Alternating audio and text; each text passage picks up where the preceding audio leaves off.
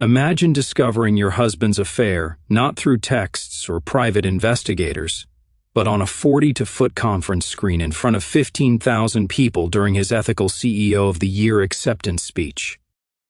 That's exactly what happened to Madison Whitfield on July 15, 2025. Her husband Ryan was preaching about radical transparency when his mistress accidentally airdropped intimate photos to his phone, which was screen mirroring to the entire conference. The audience gasped, the live stream chat exploded, and Madison's perfect life shattered in 30 seconds of high-definition humiliation.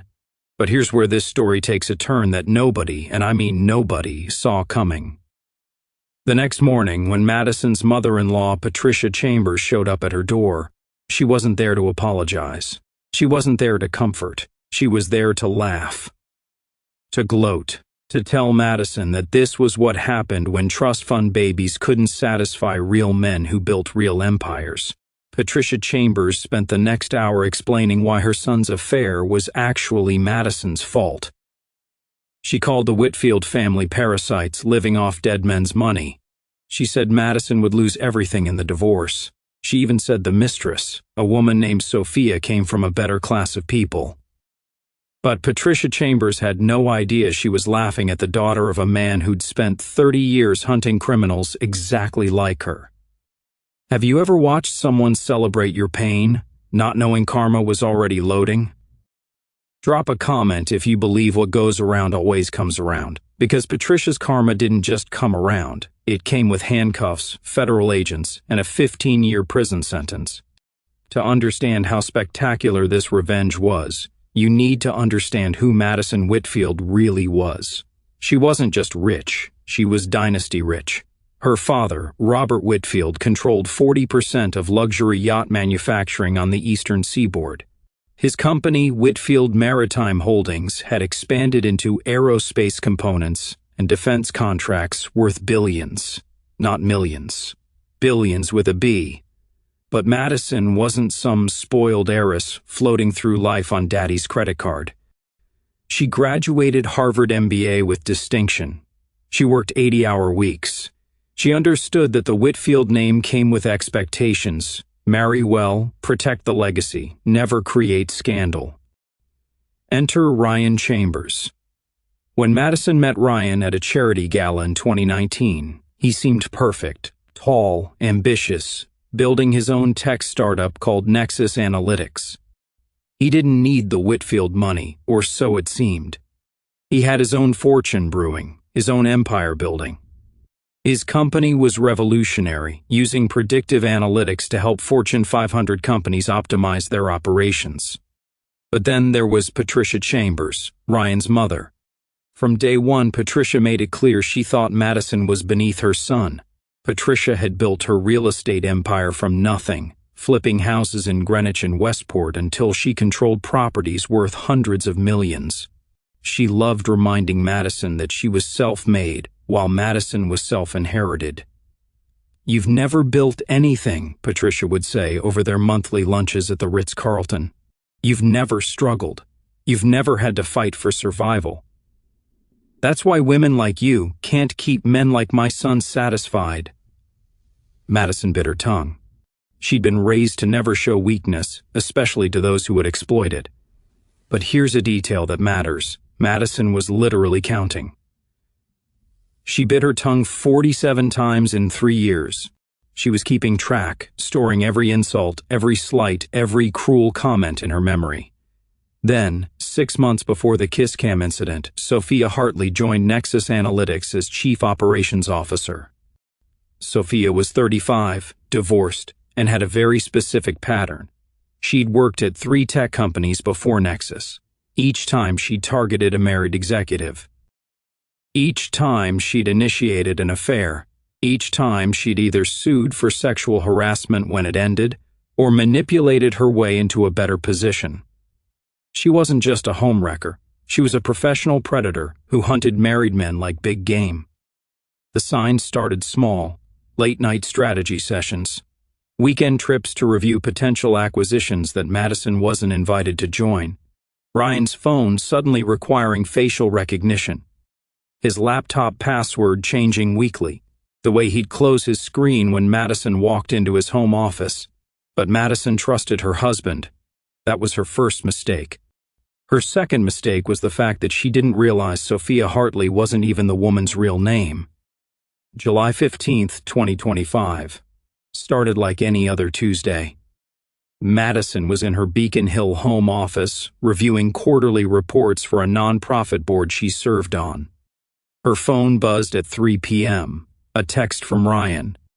"Babe, can't wait for tonight. My acceptance speech is going to blow everyone away. Watch the live stream if you can. This is huge for us. Love you." Tonight was the Boston Tech Excellence Awards. Ryan was receiving the Ethical CEO of the Year award for his revolutionary transparency in corporate governance. The irony would have been delicious if Madison had known what was coming.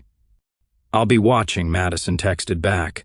She'd planned to attend in person. She'd bought a $5,000 Oscar de la Renta gown specifically for the occasion, but a migraine that morning had left her feeling nauseated. Ryan had been understanding, too understanding, she'd realize later. "You rest, babe. I'll have Sophia take notes for you." The event was massive. The Boston Convention Center had 5,000 in-person attendees, but the hybrid format meant another 15,000 were watching virtually from around the world. Madison pulled up the live stream on her laptop at 7 p.m., a cup of tea in hand, proud despite her headache. The production value was impressive. Multiple camera angles, professional lighting, a stage that screamed success. When they called Ryan's name, Madison felt a flutter of pride despite their recent distance. He looked good in his custom Tom Ford suit, the one she'd helped him pick. Ryan took the stage to thunderous applause. Behind him, a massive screen displayed his PowerPoint about building trust through transparency. "Thank you so much for this incredible honor," Ryan began, his phone in hand to control his presentation slides. "When I started Nexus Analytics, I made a commitment to radical honesty. In business, in partnerships, in life, integrity isn't just a word, it's a practice." Madison noticed Sophia in the front row, wearing a red dress that was inappropriate for a business event. She was leaning forward, completely focused on Ryan. "Let me share some principles that guide ethical leadership," Ryan continued, swiping his phone to advance to the next slide. That's when it happened. His phone, connected to the presentation system via AirDrop for the slides, suddenly received an incoming share. Before Ryan could react, the massive screen behind him displayed the notification preview. "Sophia Hartley wants to share 6 photos." Ryan fumbled with his phone, but in his panic he accidentally accepted instead of declining. The first photo filled the 40-foot screen, Sophia in lingerie on what was clearly Madison's bed. Madison recognized her own fret sheets, the Hermes throw pillow she'd bought in Paris. The audience gasped. Ryan frantically tried to swipe away, but each swipe just advanced to the next photo. Each one worse than the last. Sophia in various states of undress. In Madison's home, her shower, and her furniture. The fourth photo was the killer, Ryan and Sophia together, taking a mirror selfie in Madison's walk-in closet, her wearing Madison's Cartier necklace, the one Ryan had given Madison for their anniversary. "Oh my God, turn it off!" someone shouted from the audience. The tech team scrambled, but the system had frozen. For 30 excruciating seconds, 15,000 people watched Ryan Chambers, Ethical CEO of the Year, trying to explain why his mistress's photos were displaying at his Integrity Award ceremony. The final photo was the worst, a screenshot of text messages.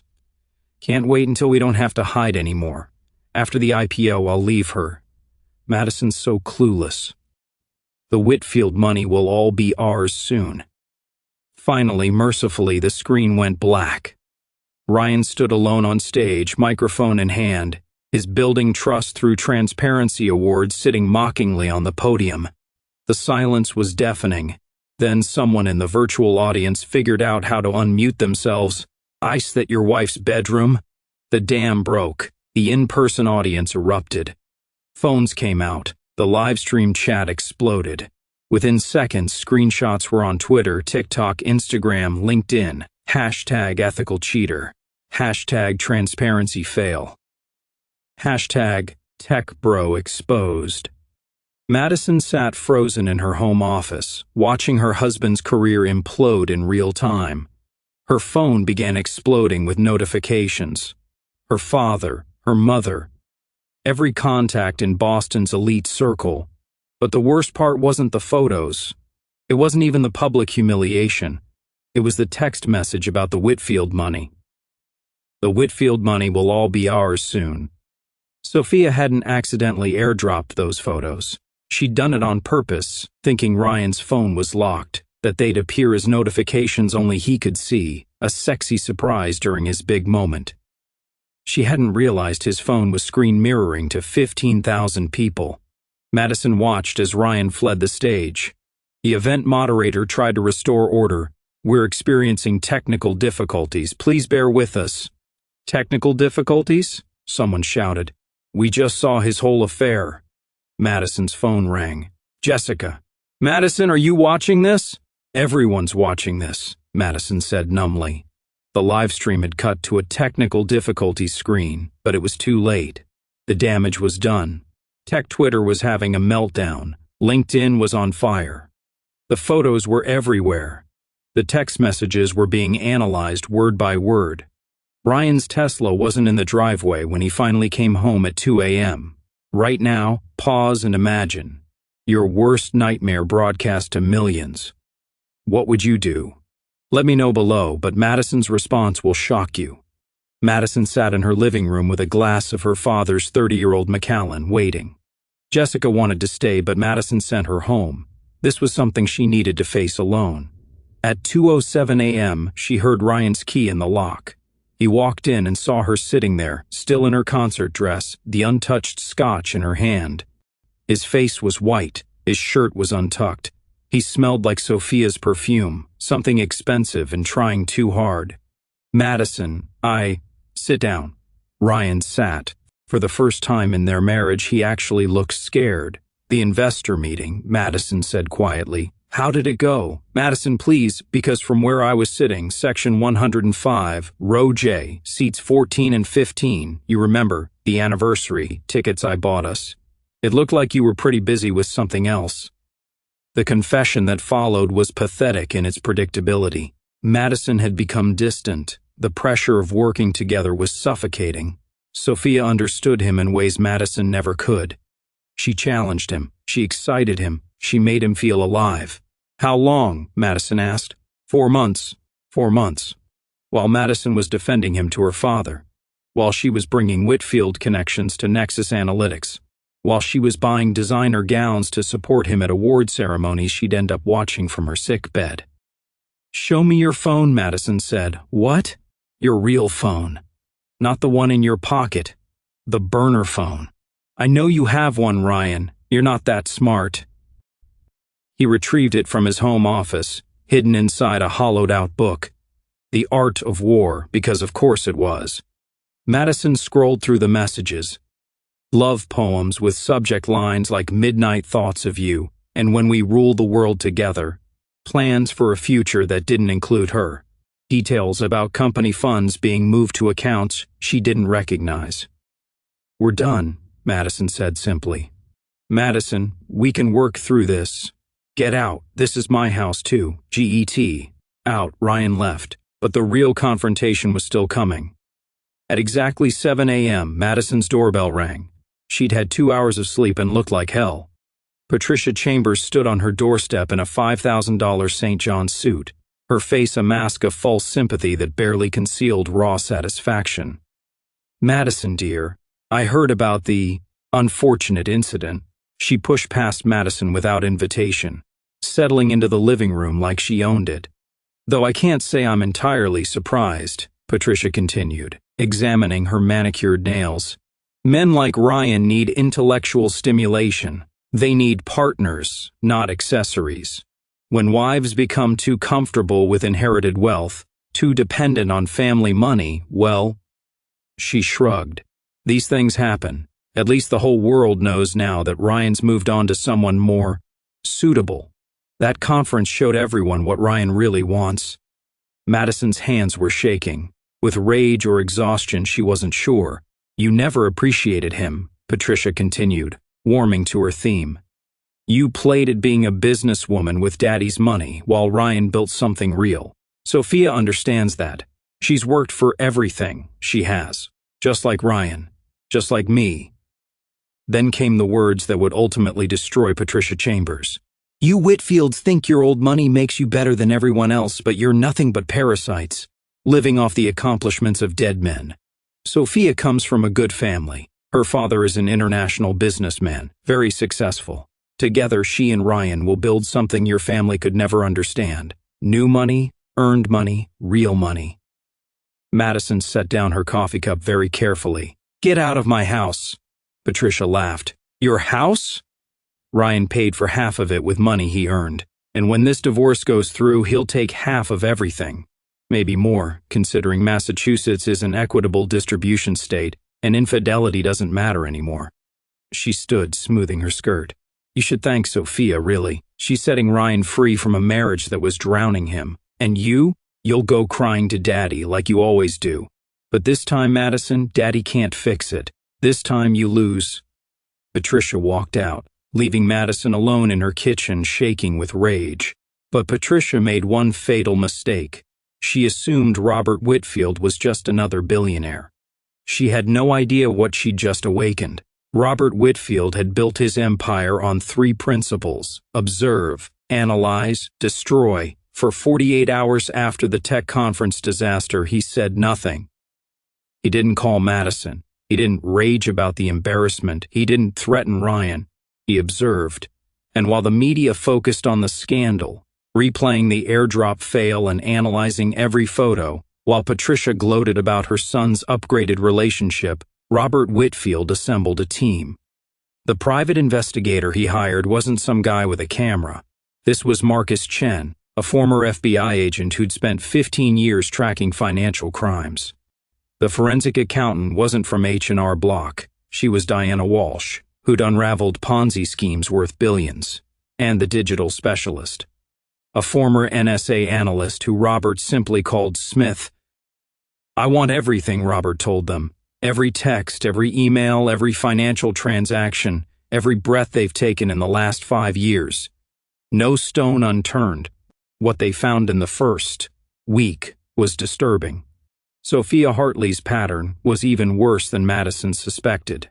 3 companies, 3 affairs, 3 massive settlements sealed with NDAs.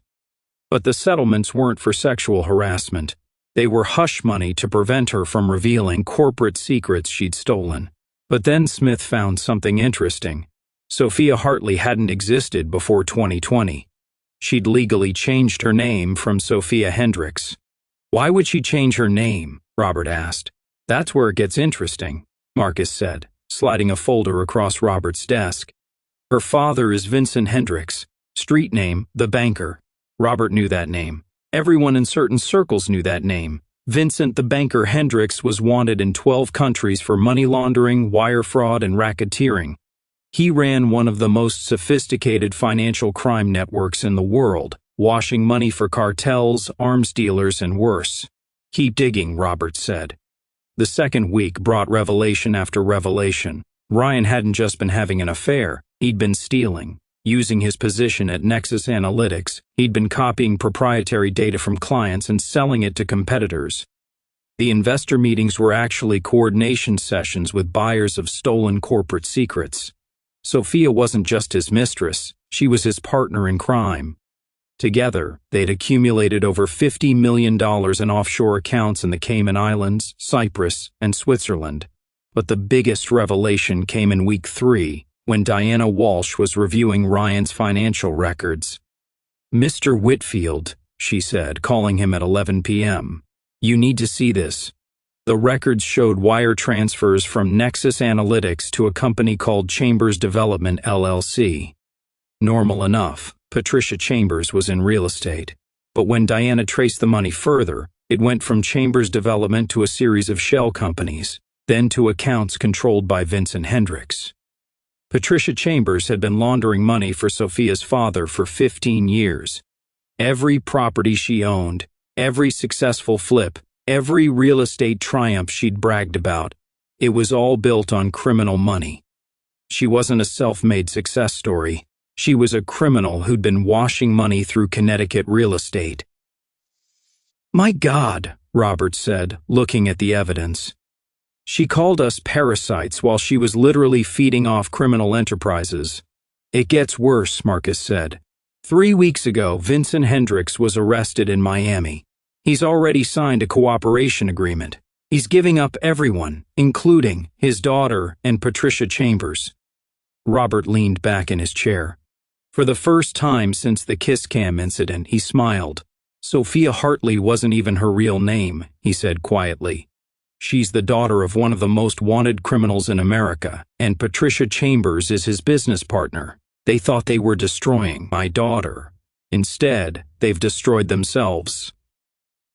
Madison arranged the meeting for 2 p.m. at the Four Seasons Boston. She chose the restaurant deliberately. Public, elegant, lots of witnesses. Patricia arrived in another designer suit, this time Chanel, her confidence radiating like expensive perfume. "Madison," she said, air-kissing nothing, "have you come to discuss the divorce settlement? I hope you found a good lawyer. You'll need one. Though after that conference disaster, I imagine every lawyer in Boston knows Ryan's preferences." "Actually," Madison said, "I've brought someone who wants to meet you." FBI Special Agent Diana Foster stood up from the adjacent table. She was everything Patricia pretended to be, truly self-made, genuinely powerful, and absolutely ruthless. "Mrs. Chambers," Agent Foster said, displaying her badge. "We need to discuss your relationship with Vincent Hendricks." The color drained from Patricia's face so fast Madison thought she might faint. "I don't know anyone by that name." Agent Foster placed a folder on the table. "Would you like to reconsider that statement?" Patricia's hands shook as she opened the folder. The first photo showed her meeting with Vincent at a Miami restaurant in 2018. The second showed them at a property closing in Greenwich. The third showed them reviewing what were clearly financial documents in her home office. "These photos don't prove anything," Patricia said, but her voice cracked. "Turn the page," Agent Foster said. "Wire transfer records, 15 years worth. Money flowing from Vincent's criminal network through Patricia's real estate companies. Every property she'd ever bragged about, every success she'd thrown in Madison's face, it was all there in black and white. Criminal money disguised as real estate profits." "Still think we're parasites?" Madison asked quietly. Patricia's hands were trembling so badly she could barely turn the pages. Then she reached the transcript section. Recorded phone calls between her and Vincent, discussing how to structure deals to avoid federal detection. Conversations about which properties to buy to maximize money laundering efficiency. "These recordings," Patricia whispered, "were made by Vincent Hendricks himself," Agent Foster said. "He's been recording everything for years. Insurance policy, he called it." The final document in the folder was Vincent's cooperation agreement, signed 3 weeks ago. In exchange for a reduced sentence, he'd agreed to testify against everyone in his network. His daughter Sophia was listed. Ryan Chambers was listed. Patricia Chambers was at the top of the list. "He sold you out," Madison said. "All of you. Your son, his girlfriend, you. Vincent gave you all up to save himself."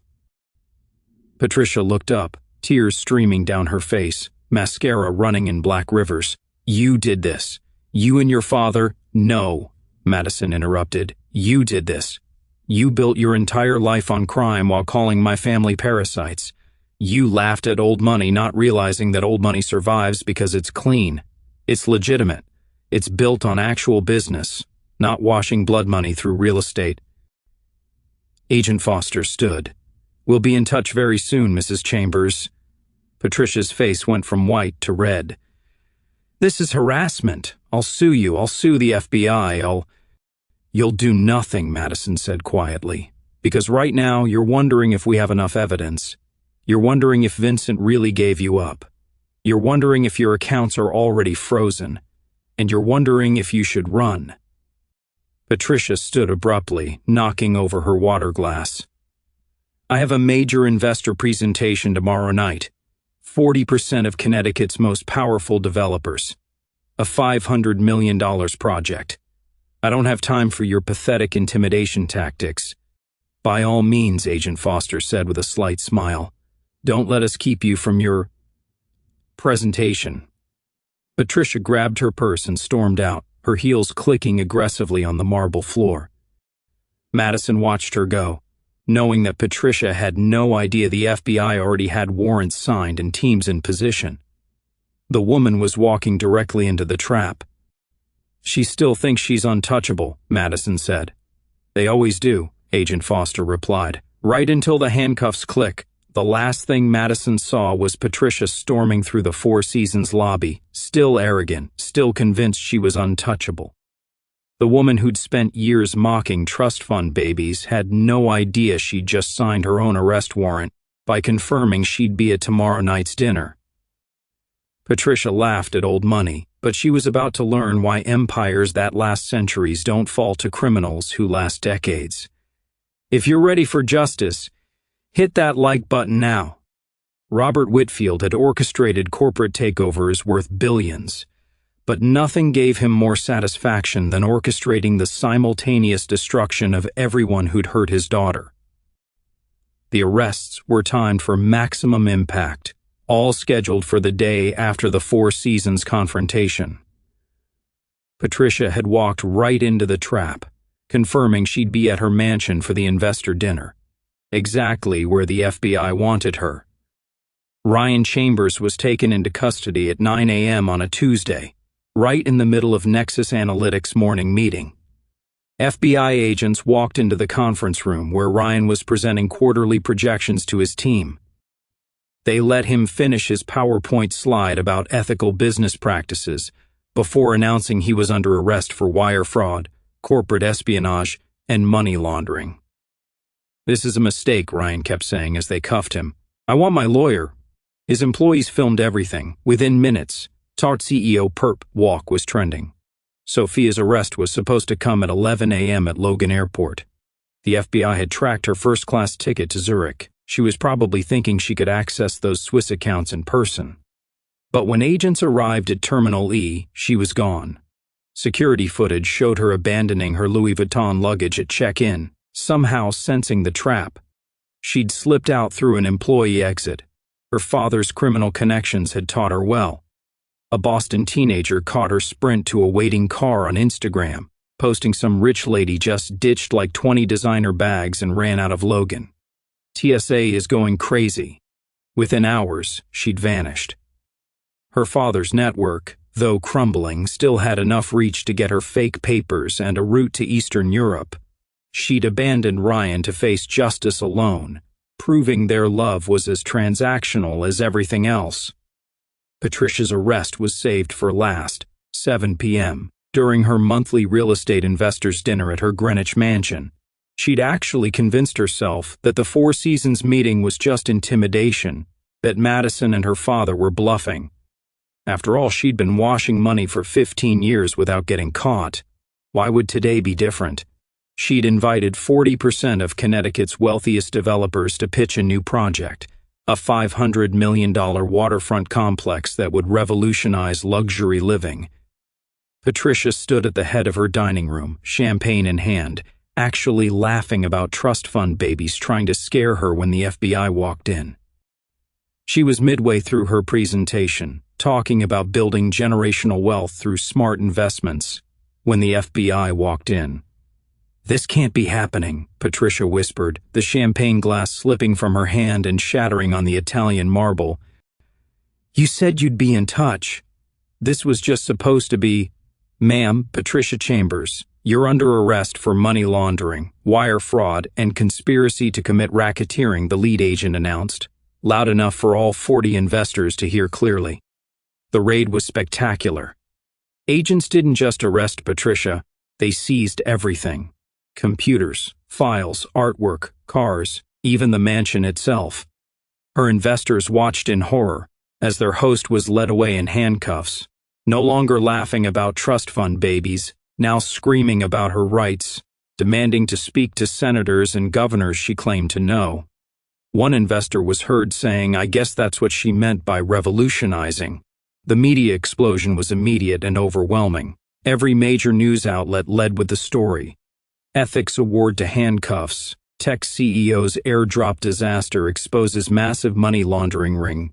The conference video that had started everything was played repeatedly, now with arrows pointing to Federal Defendant 1% and Federal Defendant 2. But Robert Whitfield's masterstroke was the asset recovery. Using civil forfeiture laws, his legal team moved to seize every penny Ryan and Sophia had stolen.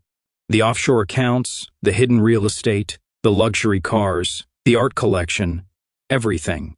But instead of keeping it, Robert did something unexpected. He returned every dollar to Ryan's defrauded clients. The Whitfield family has thrived for 3 centuries because we understand that reputation is worth more than money, Robert said in his only public statement. These criminals stole from good companies. We're simply returning what was taken. The gesture transformed public perception overnight. The Whitfields went from billionaire victims to billionaire heroes. Madison received personal thank you calls from Fortune 500 CEOs. 3 companies offered her board positions on the spot. Meanwhile, the investigation revealed the true scope of the conspiracy. Ryan and Sophia had sold corporate secrets to Chinese competitors, Russian oligarchs, and Indian tech giants. They'd compromised national security by selling defense contractor data. What started as simple corporate espionage had become international spy games. Ryan's lawyer tried to negotiate a plea deal, offering to testify against Sophia and Patricia. But the FBI didn't need his cooperation. They had Vincent Hendricks, and he documented everything with the paranoid thoroughness of a career criminal who trusted no one. The trial dates were set. The assets were frozen. The empire Patricia had spent 15 years building was dismantled in 15 days. And Madison? She hadn't said a public word since the kiss cam incident. She let the arrests speak for themselves. She let justice do the talking. But the best revelation was yet to come. The divorce proceedings lasted exactly 1 day. Ryan's attorney, a Harvard Law graduate who'd probably expected a lengthy battle over assets, sat silent as Madison's lawyer presented the case. With Ryan facing federal charges and all his assets either frozen or seized as proceeds of crime, there was nothing to fight over. "My client agrees to all terms," Ryan's attorney said, not meeting anyone's eyes. Madison got everything: the house, the legitimate investments, even Ryan's collection of luxury watches that he'd bought to impress clients. The prenuptial agreement Patricia had mocked, "Only insecure women need prenups," turned out to be irrelevant. Under Massachusetts law, Madison could claim all assets, since Ryan's wealth was derived from criminal activity. The Ethical CEO of the Year award was even entered into evidence as proof of fraud. He'd literally been committing crimes while accepting an ethics award. The sentencing hearings were public, and Madison attended every one. Ryan Chambers, once the golden boy of Boston Tech, stood before a federal judge in an orange jumpsuit. The same man who'd stood on stage preaching about ethical leadership while his mistress's photos displayed behind him. His cooperation agreement had fallen apart when investigators discovered he'd hidden additional offshore accounts even after his arrest. He'd lied to the FBI, thinking he was smarter than federal investigators who'd been doing this for decades. The prosecutor made a point of noting that Sophia had fled the country, abandoning Ryan to face charges alone. "She left you the moment things got difficult," the prosecutor said. "So much for ruling the world together." 12 years, the judge announced. Federal prison. No possibility of early release. Ryan turned to look at Madison as they led him away. She didn't acknowledge him. He'd become exactly what his mother had always accused the Whitfields of being: a parasite, feeding off others' work. The man who'd preached about radical transparency at the conference had been living a lie so complete that even his mistress didn't know the full extent of his crimes. Patricia's sentencing was even more dramatic. She'd hired the best defense attorney money could buy, except she had no money. Everything had been seized. She stood before the judge in a borrowed suit, her hair gray at the roots because she couldn't afford her colorist from jail. 15 years. The woman who'd laughed about trust fund babies would be eating prison food until she was 73. But it was Sophia's fate that proved most poetic. She'd fled to Eastern Europe using fake papers her father had arranged, escaping arrest but not justice. The woman whose airdrop mistake had exposed everything, who'd tried to send sexy photos during her lover's ethics award, was now hiding from the very technology she'd misused. Without access to the frozen accounts, without Ryan to protect her, without her father's network which was being dismantled by international law enforcement, she became what she'd always been, a predator without prey. Last anyone heard, she was working as a bar hostess in Belgrade, her designer clothes sold, her Instagram deleted, her carefully constructed life revealed as the illusion it always was. She'd escaped prison but imprisoned herself in a life of constant fear, always looking over her shoulder, always wondering when the FBI might track her down. Sometimes, running from justice is worse than facing it, but the biggest revelation came during a quiet dinner between Madison and her father at their family estate in Marblehead. "There's something you should know," Robert said, pouring them both wine. "Something about our family that I've kept from you." Madison listened as her father revealed the truth. For 30 years, Robert Whitfield hadn't just been building a shipping empire, he'd been working with federal law enforcement, using his legitimate businesses as cover to gather intelligence on international financial crimes. Vincent Hendricks wasn't randomly caught, Robert explained. We'd been tracking him for 5 years. When the FBI came to me about suspicious activity at Nexus Analytics, one of our subsidiary vendors, I saw an opportunity. The tech conference disaster just accelerated our timeline. "You knew?" Madison asked. "You knew about Ryan before?" "I suspected, but I needed proof, and I needed them to reveal their entire network. When Patricia came to gloat at you that morning, she had no idea we were recording everything, building our case. Your pain, and I'm sorry for that pain, became the catalyst that brought down one of the largest money laundering operations on the East Coast. That Four Seasons meeting? Patricia thought she was calling our bluff. She was actually confirming her location for the arrest teams." Madison stared at her father. The man Patricia had dismissed as old money had been playing a game so complex that Patricia couldn't even understand the rules. "Our family fortune," Robert continued, "hasn't survived 3 centuries by accident. We've survived because we've always understood that true power isn't about money. It's about justice. It's about building something that lasts. It's about protecting what matters. So all those shipping contracts, the defense work, cover, legitimate business that allowed us to monitor criminal networks trying to infiltrate American commerce. The Whitfield legacy isn't just wealth, Madison. It's justice. We're not parasites. We're antibodies." Madison understood now why her father had remained so calm during the scandal. He hadn't been passive, he'd been hunting, and when Patricia Chambers had laughed at his daughter, she'd essentially painted a target on her own back. "Our legacy isn't just wealth, it's justice," Robert said, raising his glass, and Patricia Chambers just learned that the hard way. 5 years passed. Madison Whitfield stood in her office at Phoenix Partners, the venture capital firm she'd built from the ashes of her marriage. Floor-to-ceiling windows overlooked Boston Harbor, where Whitfield ships had sailed for 300 years. Her company had become the premier funding source for ethical tech startups, with a special focus on women entrepreneurs. She'd never remarried, never even dated. She'd focused on building something real, something lasting, something that would matter long after she was gone.